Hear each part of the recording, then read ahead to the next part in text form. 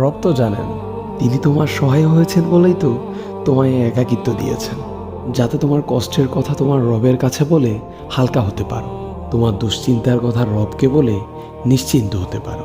হে ব্যথিত হৃদয়, তুমি কি জানো না তোমার রব যে অসম্ভবকে সেকেন্ডের মধ্যেই সম্ভব করতে পারেন? তাহলে একাকিত্বকে তুমি কেন ভয় পাও?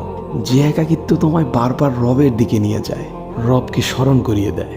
হে ব্যথিত হৃদয়, কষ্ট পেও না, শীঘ্রই তোমার রব তোমাকে এত দিবেন যে তুমি সন্তুষ্ট হয়ে যাবে। ফি আমানিল্লাহ। আবারও আমাদের একতরফা কথা হবে নতুন কোনো ভিডিওতে। ভালো থাকবেন। আসসালামু আলাইকুম রহমতুল্লাহ।